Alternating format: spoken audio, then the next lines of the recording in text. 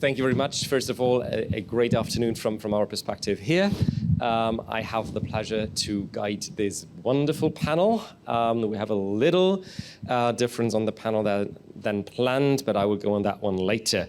This panel is titled GDPR and Lgpd, Exploring the Potential of Codes of Conduct Across the Borders. And we have a mixed panel from Brazil experts and European experts to have some kind of comparison on that one. So first of all, I will just start without any specific orders on my panelists. I will start right next to me with Corinna Schulze, Senior Director EU Government Affairs from SAP. Then we have Natasha Nunes, Director of Conexis Brazil Digital Advisor at the Brazilian National Data Protection Authority. Then we have Nathaly, Head of Privacy Regulatory Strategy and Compliance at Google Cloud. Originally, we were looking for Professor Ricardo Campos. He excused himself. He had a little emergency in his family, so we wish all the best there. But we have a proper replacement, which is Laura Wiesenfeld, Head of Policy and Legal Affairs at Scope Europe. And introducing myself at last, I'm Frank Ingenrieth. I'm Managing Director of Ezra W, which is the primary of Scope Europe, and I'm involved as the Head of the Monitoring Department at Scope Europe. What are the potentials of today's panel on this one? There are some four overarching guiding questions, which principally relates to the parallels and the differences between the different legal frames. We would like to get a bit on tackling the question, is there cross-sectoral, cross-border, international, transnational effectiveness of harmonization due to the facts and the potentials of codes of conduct? Then we would like to give some light on what has been the experiences in Europe in regards of codes of conduct. I mean, we're having the fifth anniversary of GDPR, and therefore there should be already some kind of footprint. And we would like to get some logics on what are potential limitations and what might be potential improvements, both on the Brazilian and on the European side, to make codes of conduct really the success that they should be. We would start with the Brazilian perspective. Today it will be rather a long question session now for Natasha, as Ricardo, who was supposed to support on the Brazilian side, is not here. But I'm pretty sure, Natasha, that you will be able to get all those questions safe and sound. So one of the first question is, I mentioned in the introduction, you are an advisor to the Brazilian National Data Protection Authority. And from your perspective, can you give us a little overview of the current state, how Lgpd is implemented in Brazil, and also give a little insight on what you consider the biggest challenges that result from Lgpd's implementation for industry? Okay. So, good afternoon, everybody. It's okay? Okay. So, Lgpd came to reality in Brazil in 2018, and it actually gave enforcement to it on 2020. And on 2020, later 2020 was when the authority was created. So our reality is quite different from Europe. We have GDPR as a source, but we're still developing much of its regulation. And the national authority has this huge challenge of having a law that already have its sanctions and enforcement now ruling and work for the companies. Meanwhile, all the regulatory framework is still being built. So it's the actual great challenge for the authority, and it's getting some strength. So the authority became independent only later last year. So it's also in this administrative process, meanwhile getting the regulating process in Brazil. And in this context, it became a huge challenge for industry, for the companies, this uncertainty. Because since 2018, having this regulatory framework, a very general and abstract one, okay, by the law, the companies started to make it's adequacy. So they would create privacy areas, they would create some new procedures and everything, even though they didn't know what would come. So knowing that the main source was GDPR, and also, by the way, I represent the private association from the telecommunications sector, so I can talk about the reality more exactly of the telecommunications companies and the big ones. So some of them, they are global, and they have offices here. So the matrix is here in Europe. So they would drink from the source maybe easier than other companies. Like we have a really national company, and other there it's from Mexico. So not easy for everybody to drink from the source. But they would build these procedures without knowing at all what to expect, because they start building in 2018, and the authority only came later, 2020. So I think for the industry, this uncertainty was the main challenge from the beginning, and it still is, because the authority continues with a very challenging regulatory agenda. They are making a huge effort to accomplish it, but they are still lacking many guidelines, orientations. So the companies, they just keeps up with their responsible role when it comes to data privacy. And they just keep with bringing solutions, but without knowing for sure that it will be recognized. Thank you very much, Natasha. And hearing some phrasings like uncertainty and industry doesn't really know what's going on, I hear some bells in my mind also for GDPR. In this respect, you mentioned that the Lgpd is to some extent taking references from GDPR, which then leads me to one question when it comes to international harmonization. Even telecoms are internationally value chains in the meanwhile, and looking over to my left, I think with two international brands, they also will know what I'm talking about. Having different regulatory frameworks, do you think there is maybe even an advantage or a benefit now that there is so much uncertainty, because you first had now the administration, the authority in place, but still now have to develop the regulatory frameworks, that it allows it, or have a chance that it can align internationally so that there is no conflicts, or at least lesser conflicts than it would have been otherwise? Well, that's complicated because, maybe logically one could think that way, because, well, if we don't have anything built at all, you have space, you have room to build it. And just little spoiler, that's why we went ahead with our code of conduct, our first draft. So, but at the same time, it is costly for the companies to come up with this process. And it's not costly only about, we're not talking only about money, we're talking about stressful relationships that must be rebuilt inside the companies. We're talking about changing life of many employees, collaborators. So doing that so in such a complex and uncertain environment, it's not something that companies will be very excited about. And well, I studied regulation for years, and I was a public servant before, so I was on the other side, regulating companies and everything.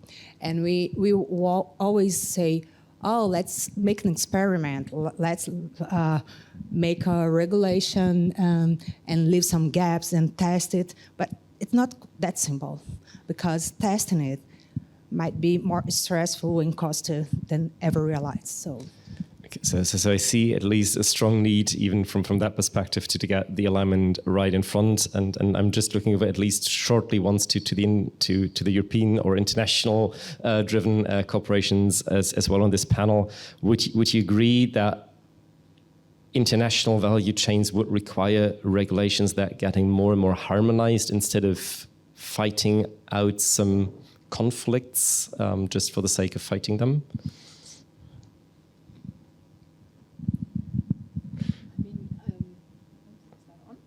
That seems to be off.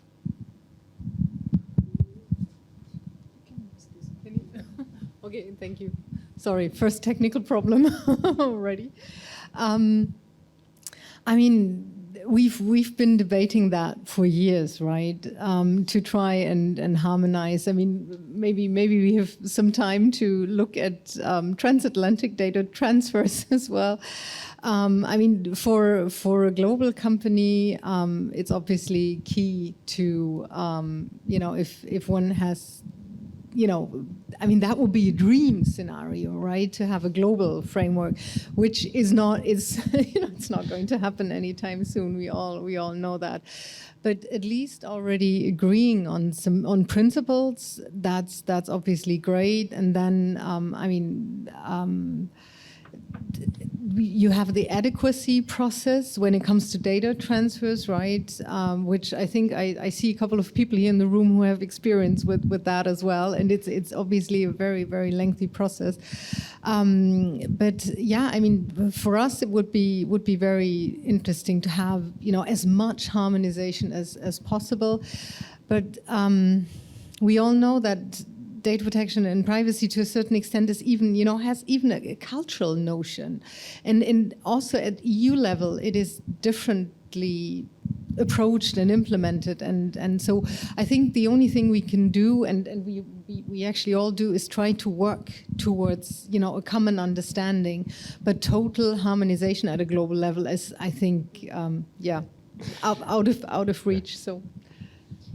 Yeah, I fully agree with that, but I think there is also an optimistic angle to this, that to some extent we do have some frameworks that allow with the privacy strategy and the management, like ISO. And that has been very helpful, because when you're thinking about your global compliance program, you say, okay, I need to have some basic foundations, I need to have some basic structure that I can have controls around and audit against, and have my management commitment and my risk management process. Of course, that cannot be the only thing, because then you need to make sure that you're meeting regulatory expectations in Europe, in Brazil. No? So you will have your particularities, and for us, our global privacy program is heavily inspired, for good reasons, in GDPR. And for that reason, the code of conduct we will be talking about has been tremendously helpful, because GDPR sets a strong foundations in terms of principles and obligations, but it has two challenges. The first is it tells you what, but it doesn't tell you how you get there. So that's one challenge. The second challenge is that it is industry neutral, technology neutral. So some things that could perfectly work in an industry may not work at all for things like the cloud. Think about things like, in my reality, in our context, like things like audits. Data controllers have unlimited audit rights over processors. Now, cloud services are delivered to millions of customers. You can imagine having hundreds of people working around a data center. It doesn't make sense for security. It will undermine the security of the services of all the customers. So you need to think about practical solutions in the context of your industry, in the context of your technology.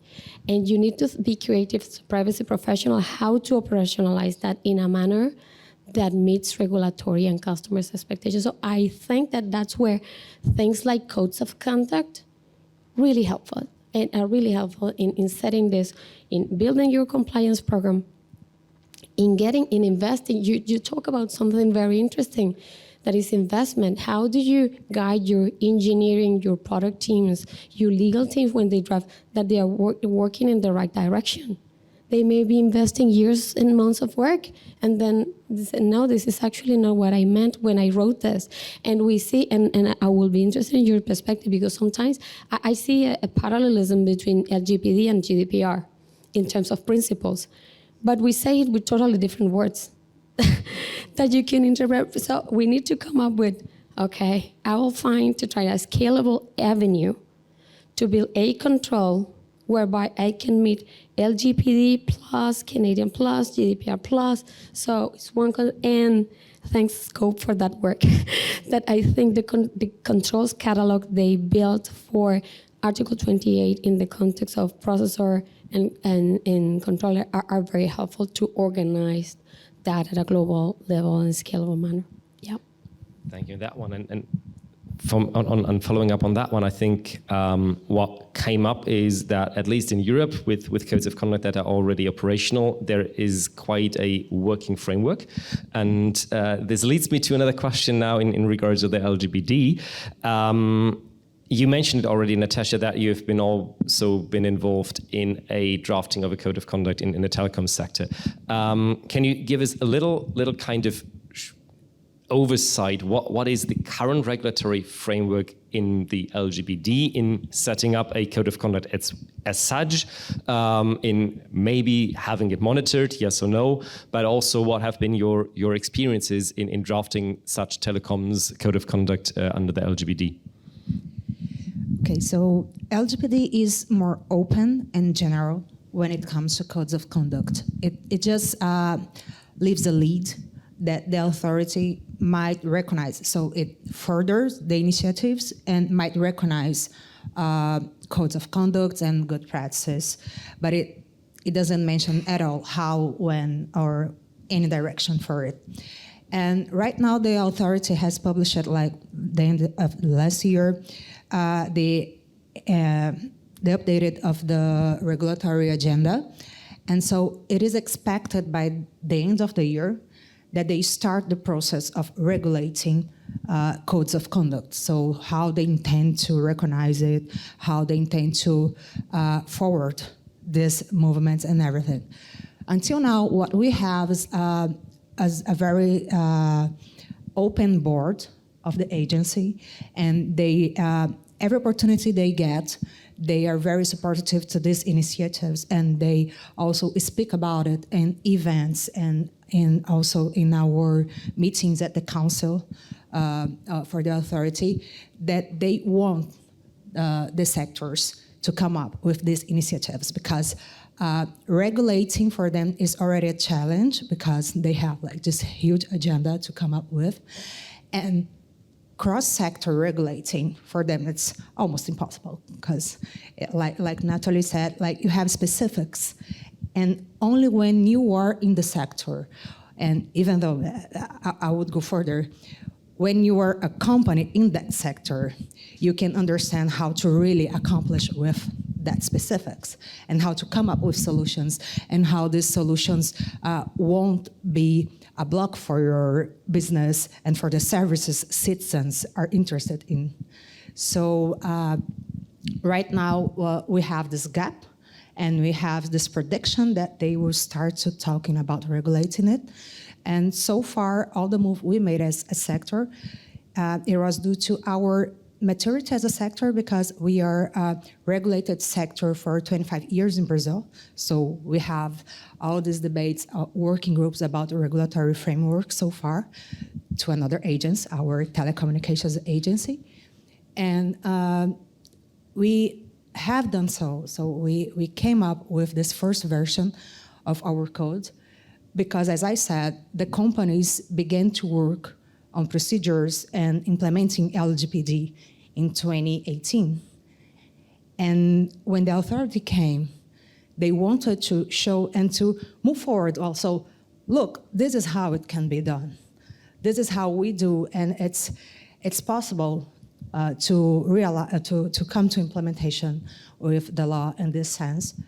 And the authority was very open to it. They wanted to also drink from this source, this practical source. So how do the law comes into reality? So I think that so far we have a great exchange with the authority.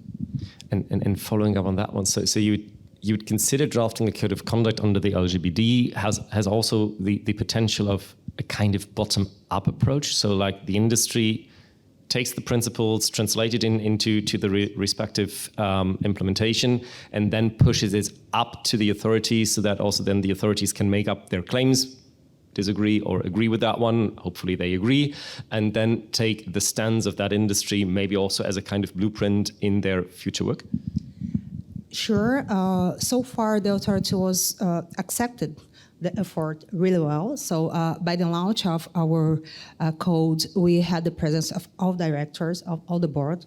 They were there, and they we have records that they just use our code as an example for other sectors, and they further sectors to look up for us and to drink from our source also as example of sector. And for the work that we have done, I think that we contribute for the technicians of the authority, because they are as well in the process, developing their knowledge and comparing like the reality we have here in Europe and what's the reality in Brazil, what the jurisdiction, what the judges, consumer law, and everything you have to accomplish in Brazil that's much different from here in Europe. So I think that's a great shift for them, having this code to look up for and try to translate some things, try to see some guidelines. And we did it in having a general part that would bring some discussions about regulation, the sector, and some laws that come with, we are not talking only about Lgpd, we have other laws that influences that implementation. And then the protocols, the specific protocols. So I think it's very worth it for them also. Thank you very much. And before I will just jump on the other side, so to say, of the Atlantic in regards of how codes of conduct could indeed maybe have the same effect under the GDPR on a very specific project, I would first give this generic approach to Laura Wiesenfeld in respect of sector-specific, cross-sectoral, agnostic, GDPR. All those buzzwords were already flying around on this panel. So do you think there is a parallel under GDPR when it comes to the educational effects that codes of conduct might have for the authorities, like this bottom-up approach we just discussed, and that they can help sectors to find joint solutions on common issues? Yes, definitely. Also, as mentioned by Natasha and Nathaly, I mean, the law is drafted in a very sector-agnostic way. So organizations actually need tools to show them actually how compliance looks like. What are the technical and organizational measures that need to be there to show compliance with GDPR? So I think codes of conduct follow this bottom-up approach. Like the industry has to sit together, come up with the actual actions that need to be there, and there's also this dialogue with the authorities that is created. So indeed, at the end of the day, you come with a framework where you know how actually for your sector GDPR compliance shall look like. And also reading the GDPR, I mean, codes of conduct are designed to be a sector-specific way in terms of industry targeted. So, for instance, we have the EU Cloud COC that targets the cloud business, the cloud sector, all layers. Then you could have codes of conduct for the automotive sector. I mean, during one of our recent trips in Denmark, we even learned that the Church of Denmark is actually working on a GDPR code of conduct. So we were quite surprised to learn that starts there as well. So definitely, and they can be also sector specific when it comes to the operation that is activity that is target. So we could potentially think of codes of conduct on anonymization or GDPR compliant pseudonymization as well. So yeah, I do believe that it also puts all the industry together to come up with a trusted framework, provided that these tools use a proper governance and set up the correct requirements in this respect from a sectoral perspective. Thank you very much. And before tackling maybe some other elements on those areas, I will take the notion on, you mentioned already the EU Cloud COC, and go on my left-hand side. And I'll start with Corinna. The EU Cloud COC is now an approved code of conduct, it's operational, and going back in history, I think it started in 2012-ish, 2011-ish, all this endeavor, which was at a time where GDPR wasn't even enforced. So my question would be, what has been back then, and especially under GDPR, the motivation for a company like SAP to really invest in drafting a framework like a code of conduct, and then especially for cloud computing? Thank you. Yeah. So the first question is, is easy. We're moving more and more into the cloud. So we're becoming more and more a cloud company. Having said that, we didn't know at the time that much, to be honest. This is obviously not a recent trend, but was not necessarily the trend in 2011. And it's good that you remember when it started, because although I was involved in the process, it's so long ago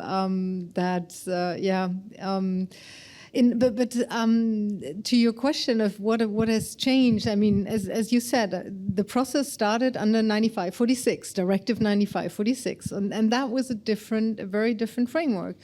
In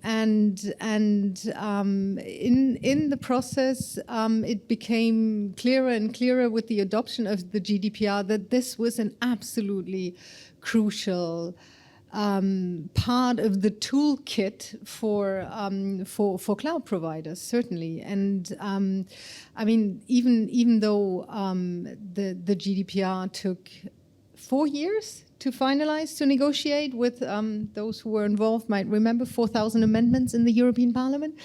It still is at a relatively high level, right? And especially to clearly spell out what are the responsibilities and what is the role of a responsible service provider and cloud service provider. I think it was extremely helpful that we all came together, had a discussion about it, and also really a trusted environment of the different companies where we could exchange, obviously pre-commercial, but could exchange our thoughts on this. And really come to a very, very solid framework. And there were some aspects, on the security side, how granular did you have to be in terms of, saying where exactly the service was provided from and was hosted and so on. I remember those discussions that we finally made sense of that. Or transparency of sub-processors. It's also something I will never forget. But I think it was a very healthy process. And I think Laura mentioned that as well. The dialogue that you have in the process with the authorities is absolutely crucial, because this is really key to make sure that you fill the GDPR with life, and you make it really possible for companies who are very serious about it to have a streamlined compliance. You said that as well, right? You need to bring all the different teams along, and such a code helps tremendously in also bringing everybody along and making it a reality. Thank you very much. And leading over to Nathaly in this respect, and also touching on some elements that Corinna just mentioned. We in Europe, we are, and also worldwide, we are talking about digital transition. We want to get rid of all the old world and want to be the modern world, however you want to call it. But there's one crucial element that is always key, which is you need to trust whatever new things are in front of us. And Corinna mentioned that codes of conduct can be a trusted tool. So my question is, in your experience in being a member and also being an adherent member, what do you think, or why do you think initiatives such as the Cloud CUC are indeed helpful frameworks to build that chain of trust to make digital transition work? Not maybe in Europe, but also coming back in the circle at the beginning to make this trust in digital services work globally. I agree with Corinna. I think, well, first, there is no digital transformation without cloud. There is not such a thing like AI without cloud. So it's very foundational to make sure that European companies can really thrive. Then I am obviously very proud that, as Corinna said, for SAP, Google was one of the first companies supporting the cloud of conduct, and participating and driving that. And I think it helps with trust in different dimensions. The first one is transparency. So it's a way for you to tell how you operate things in practice, how you do privacy protection, logical security, physical security, how you govern sub-processors, how you delete data, how you facilitate data portability, how you support data controllers with data subject rights. So it is not a black box that you can really explain how that operates within the services. So it's a transparency exercise. The second is an accountability tool, very powerful, because one, it is recognized under GDPR as a way to demonstrate compliance. We didn't have that before GDPR. Then it is a way for you to demonstrate to your customer, hey, this is what I'm doing what I'm saying. And it has a legal value. But then also for customers, it's a way to demonstrate compliance to the data protection authorities, to the auditors, to the stakeholders. So we have the accountability in that dimension. Then it's a way for me to help customers with their compliance journey, because one of the essential obligations for them is to conduct a data protection impact assessment. So the code puts there the information and the transparency that they're going to need to conduct a data protection impact assessment. So it's facilitating that journey, especially for SMBs and companies that will not have sophisticated or large compliance and legal teams. So it's putting that there. Then you mentioned this, Corinna. I think this is a great tool for real industry collaboration. So even among competitors, you saw that this profound collaborative discussions say, how do we ensure this really works? We have very high bar for data protection. This works in practice. We meet regulatory expectations. And the good thing is the dialogue with the authority. Like this is what we're thinking, is this meeting your expectations? Give me feedback. I want to make sure that I invest in the right directions and I'm putting the right controls.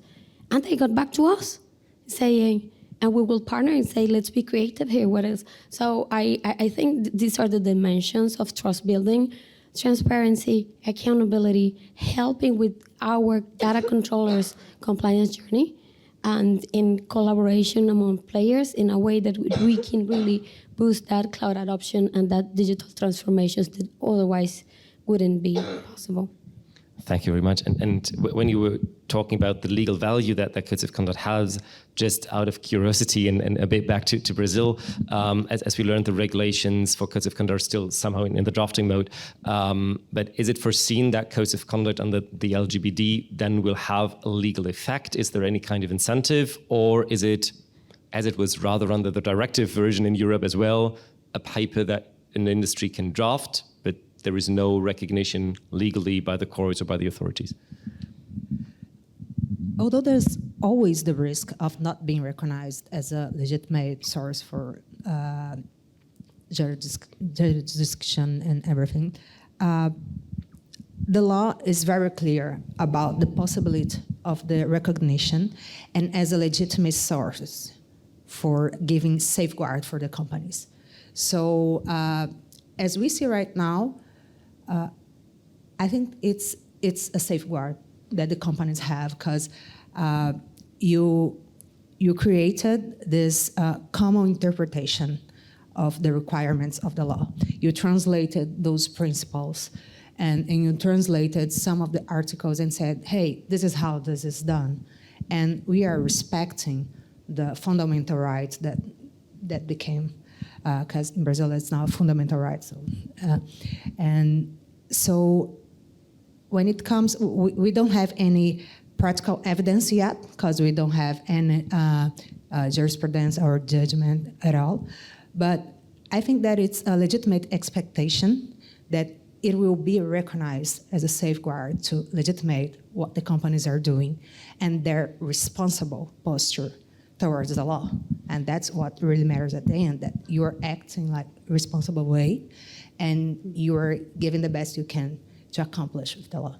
True, and then I also can imagine that if you invest in a code of conduct compliance and drafting, you want to have some return on invest as a company afterwards, like being recognized by the authorities, which then also leads back, you touched on that one for the telco sector, which is highly regulated, which leads back to the cloud computing on that one.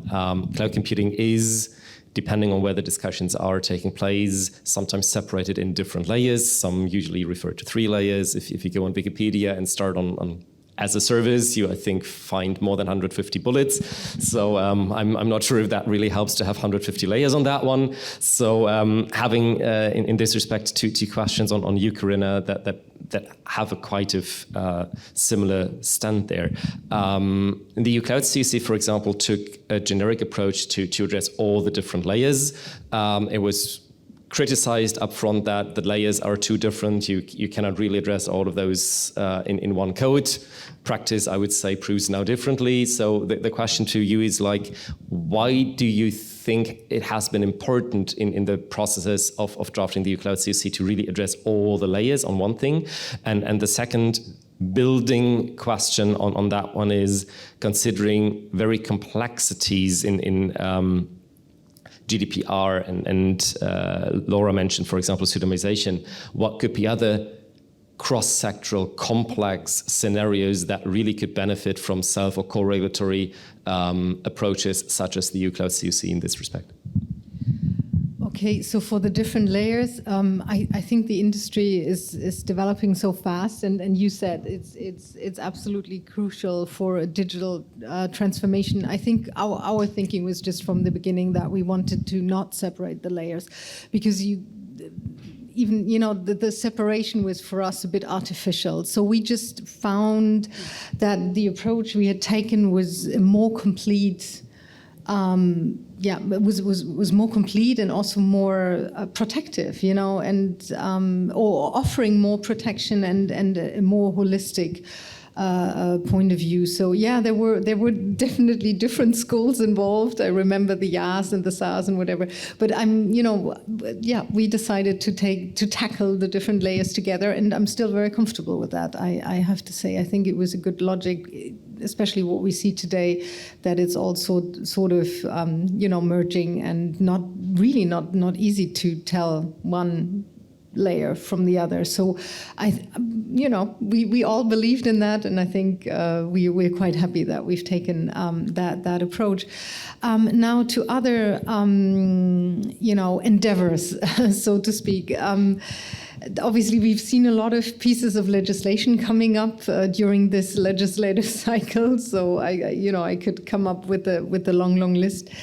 I think for us going forward, when it comes to potential other codes, and you mentioned pseudonymization, anonymization already. I mean that is a logical one, or our third country module, because we obviously haven't covered in this current code of conduct the transfer part of it. It's obviously essentially focusing on the obligations and the role of the processor minus the transfer complexity.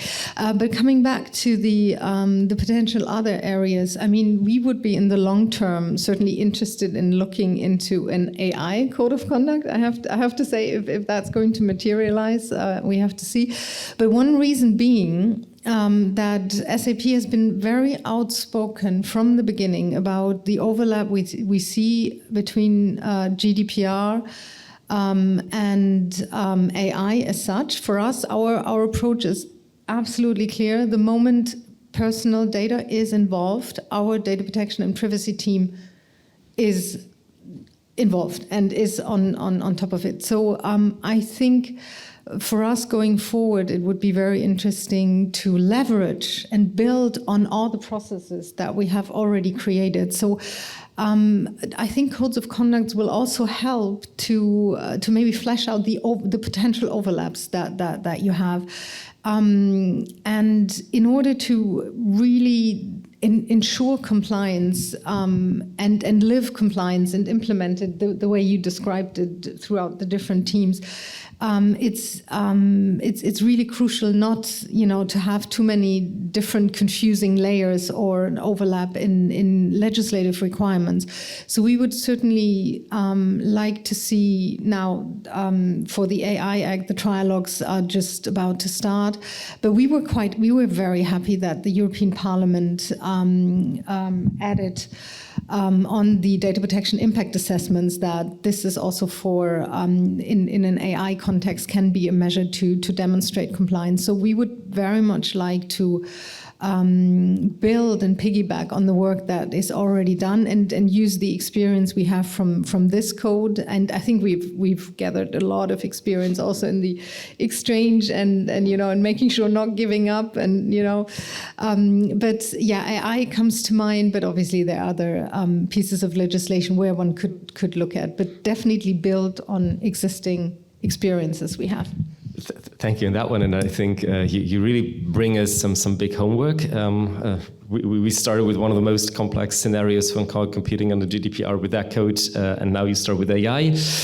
Okay, we see us in 2 years and everything is done. No, but also following up on a question now to Nathaly in this respect, and also giving a bit of this layer structure, because I also think, as also Corinna mentioned, separating the layers is sometimes very artificial, and modern services, even when they might be referred to as infrastructure, have already quite a lot software and management layers on that one in between. So my question is, as Google is an adherent company to the code of conduct, which then also has to complete the assessment process by the monitoring body, what has been your experiences in practice in implementing those frameworks, and what is there maybe also kind of positive things behind the scenes that may not be as obvious upfront, that you say, okay, there's a certification, yes, sure,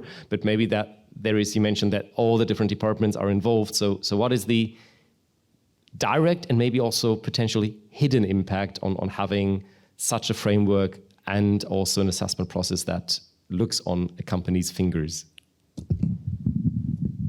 So looking at the assessment, I think this is one piece of the puzzle. We, as I briefly said before, we run a global compliance program on privacy and security. So this is, for good reasons, heavily inspired on Gdpr.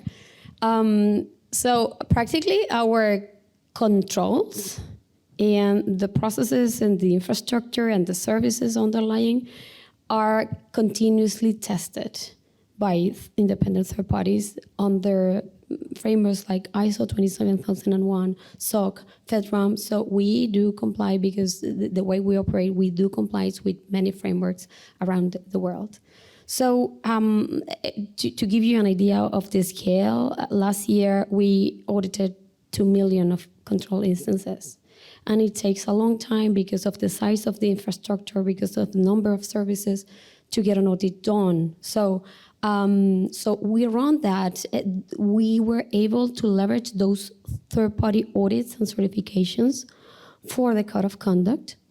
Plus, there were some very specific data protection controls to address Article 28 in the cloud that we added to the equation. So that meant that we run an internal audit to test those controls.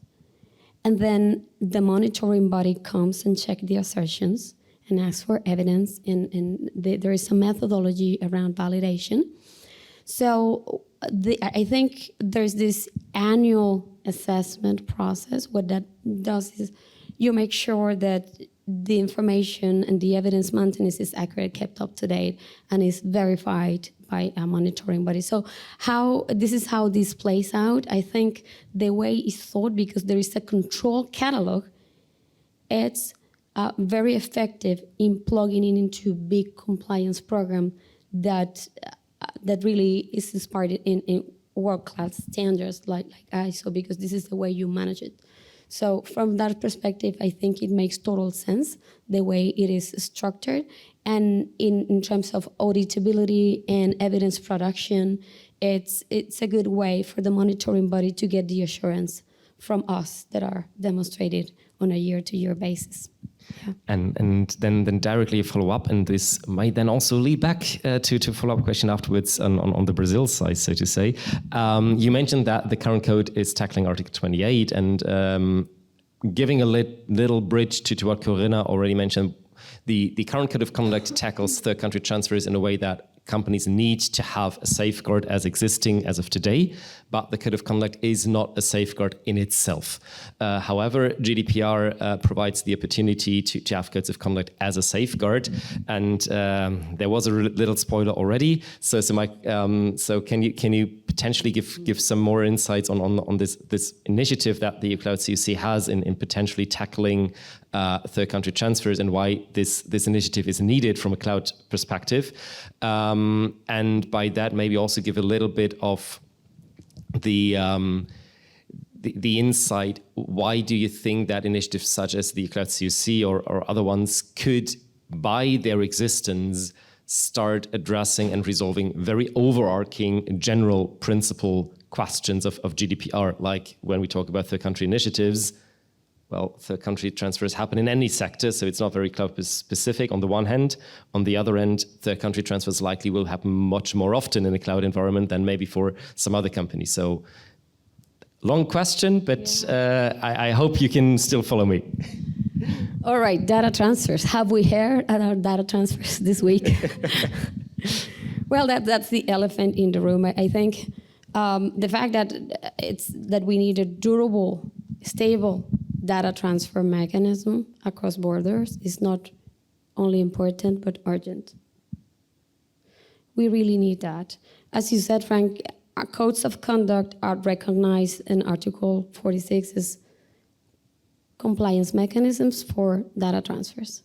I think there's a tremendous opportunity to be on top of the work that we already have and the process we already have, and establish a model specific on international data transfers in which we can come up with what are the technical measures, what are the organizational measures that will satisfy regulatory expectations, align with the EDPB guidelines, and will serve as a durable, resilient mechanism on data transfer compliance.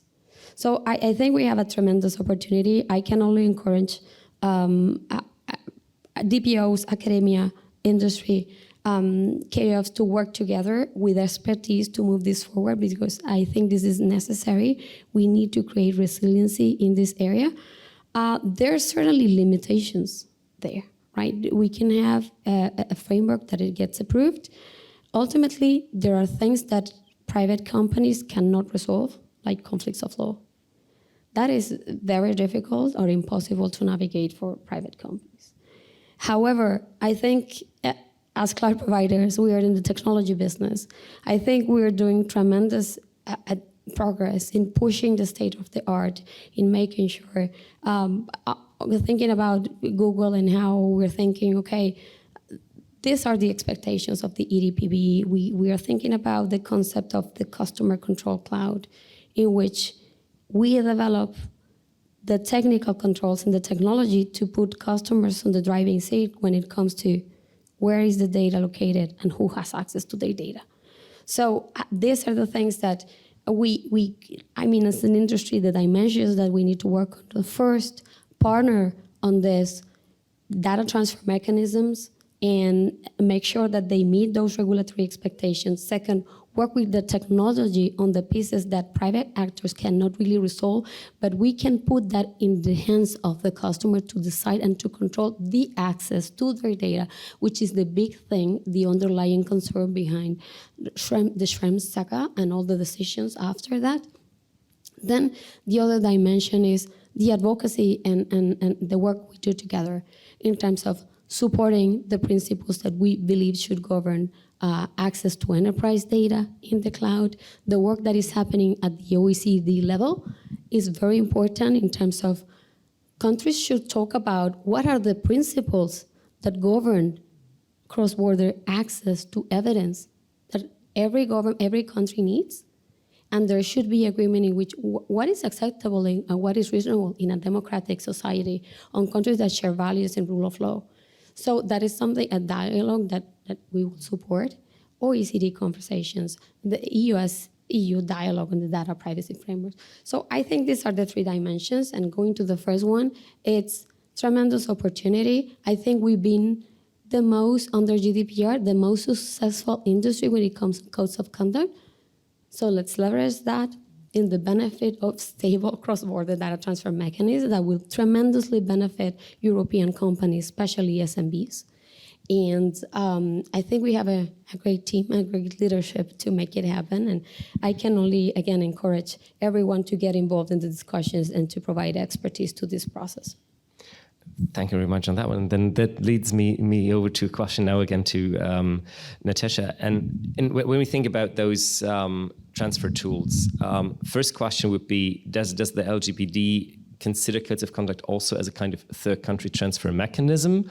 Or does the Lgpd, for example, also say, we don't really care about third country transfers because everywhere the protection will be adequate?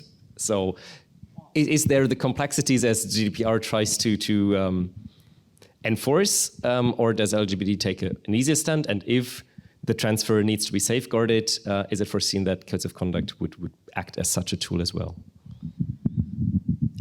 Lgpd is still silent about it. So when it comes to this cross-border transfers and everything, we are in a very uncertain environment right now in Brazil. What we see that the national authority is coming closer to what happens in Gdpr. So we see that the national authority has been talking a lot with the entities here in Europe and including some divisions here. And so far there is no word about codes of conduct being a legitimate source for solving it, but I wouldn't deny its possibility. I just think that we are just many steps behind still. So I think we have still to wait about it. But for instance, our code of conduct brings this theme. So we have like a chapter about this international transfer, the data international transfer, and this cross-border theme. So we expect that. Yeah, it may be a way to go. Just let's see. It's over. It's over. That's a way to say that the time is over. Okay, indeed, the battery is over. Thank you very much. So then just a follow-up, because you also referred now to your code of conduct as well, and you heard some elements that the EU Cloud CC foresees, for example, controls catalog and all of those things. Do you think Lgpd or your own code of conduct, which I sense is already a very elaborate code of conduct, but do you think Lgpd would require this sophisticated approaches in principle, or would Lgpd also go for easier approaches?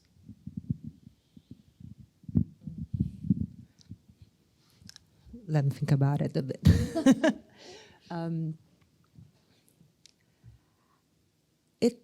It would probably require. I think so, but I'm just guessing here, and probably because of our legal framework. We are always, as industry, as private sector, trying to push forward some more flexible ways and so.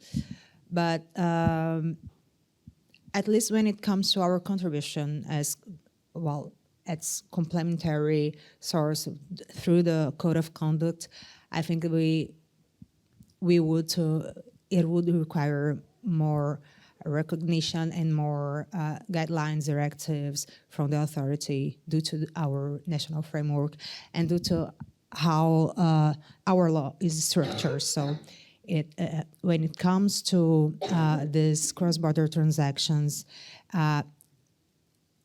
it requires some internalization and some legal framework in Brazil. Thank you very much. And I know it was a tough question, but it just came up to my mind following the discussion, and I couldn't resist asking it. Sorry. But on that one, just following up with Laura on that one, because we had now this kind of international transfers and harmonization internationally, globally. What I was wondering is some of the inconsistencies that we have potentially in international conflicts of law we also may have within Europe. So if I go for a supervisory authority in member state A, they may have a totally different approach than the supervisory authority in member state B. And in worst case, it might even be not just a more rigorous approach, but even a conflicting approach. So do you see chances for codes of conduct to somehow leverage this harmonization approach? I mean, GDPR is a regulation, so it should be fully harmonized across Europe, but practical days prove again differently. So codes of conduct act as a kind of tool there? Thank you. Well, yes, I believe that codes of conduct also have this harmonization potential also within the EU. I mean, we see that as much as we would like to have some harmonization in the application of GDPR, we face a lot of different interpretations by different DPA, so it becomes very difficult for organizations also to be able to know in each member state in which they have to operate how they should deal with their GDPR obligations. So what is interesting with codes of conduct is that, especially when those bear a transnational scope, so that means that the codes of conduct apply cross-border, they need to be actually, they need to receive the positive opinion of the DPB. So practically, that means that all the national data protection authorities have to sit together and discuss, okay, how does that look? I mean, the cloud sector came with the EU Cloud Code of Conduct and show, okay, this is the technical organizational measures that we have.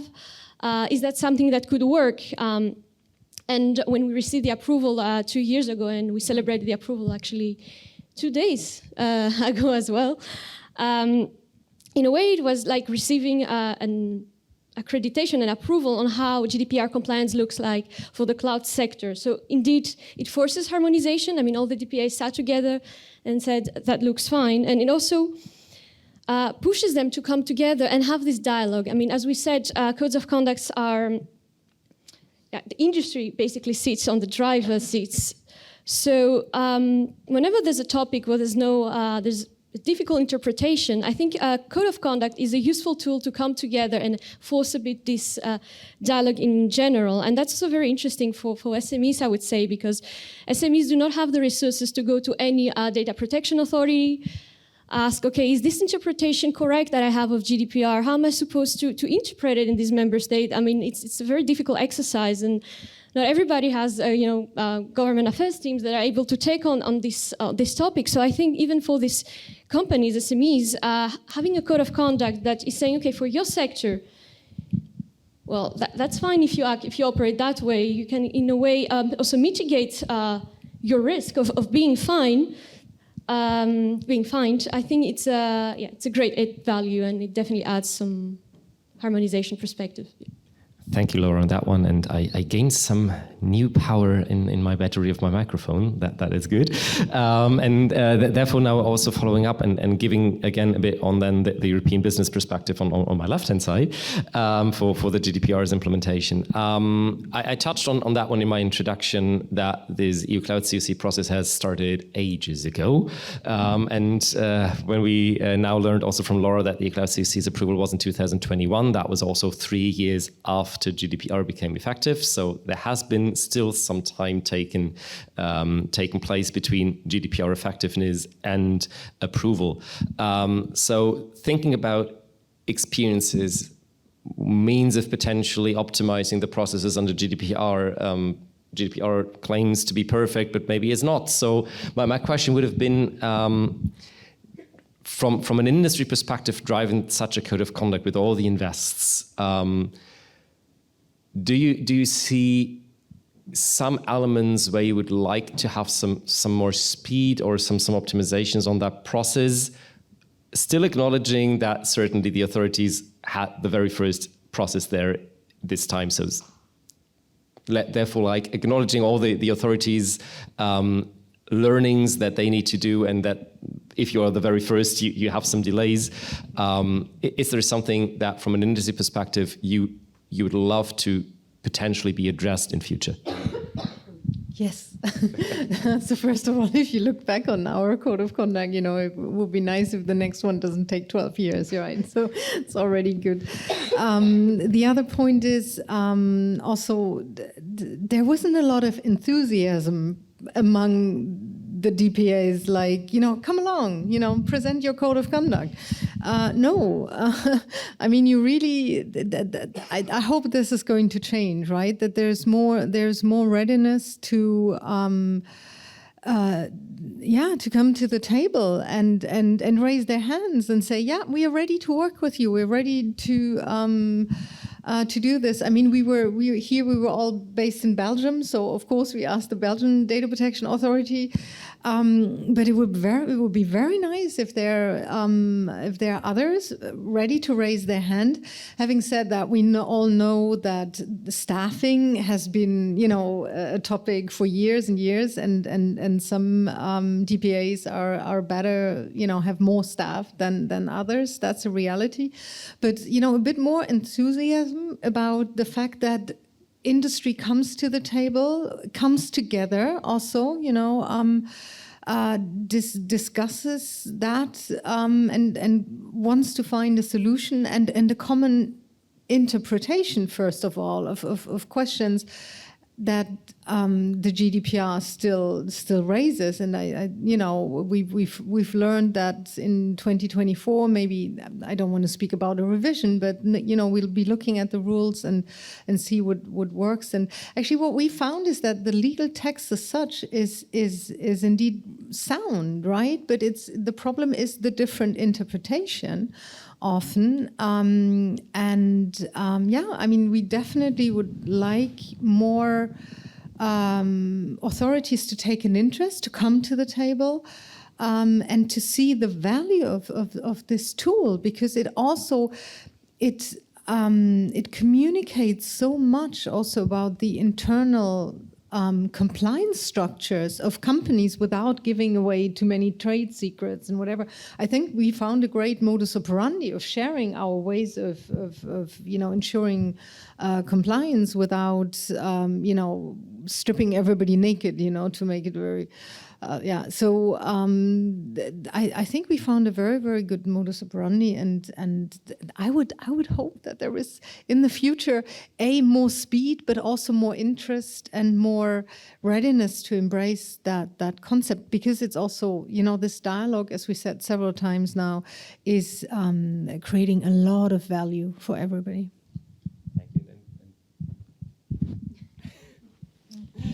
Batteries drained again, and also following up with Nathaly on that one, because you already mentioned you have this global compliance framework and all the different type of standards that play in there. Without going into too much detail, but from also what Corinna just said, a bit enthusiasm maybe from third stakeholders, but from timelines, from processes. I mean, if I go to an ISO standard, I think an ISO standard is not that much faster than the 12 years the EU Cloud CUC took. So the question is, when you very roughly, without going to details, compare it with the international other standards that are there, do you see any kind of backlog, red flag that codes of conduct under GDPR really did wrong, or would you say it's a sound process and it's just now fine-tuning and perfection, something good?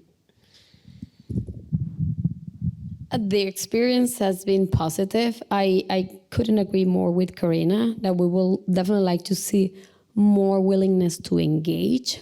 We're able to have that level, that dialogue, because we were pushing a lot, and we were asking for the meetings, and then so maybe say a reflection point on us to take more ownership in explaining the value, because it is true that the DPAs are constrained on resourcing, they have a ton of priorities, but this is also a way to scale from them, because rather than talking about the same issue with different providers and with all the millions of customers that are using those providers and that infrastructure and those controls, they can have the conversation once and address. So this is, I'm thinking out loud here, right? This is a problem. We don't face enthusiasm, and but maybe there's a way for us to have a growth mindset. Say, let's turn things around and make sure we are conveying how this can be helpful for them. Want to make sure they scale, and Two, to make sure that the investments we're making, because right now, today, we're thinking on the things that are going to be coming in the next 1, 2, 3 years. And so they are shaping, and they are, we're going in the direction that they expect us to go as industry. So yeah, I'm trying to switch to the positive.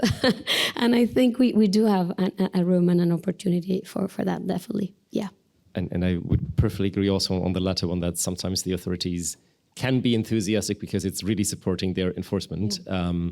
So in this respect, also when I look at the time, though there is not like hundreds of people in this room, I would still give the last minute a kind of chance of open questions if there are any. There is one.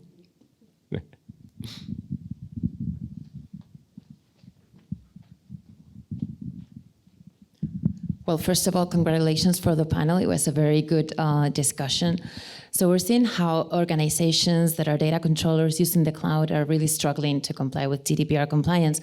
And I'm particularly thinking about DPIA's compliance with Article 35 of the GDPR.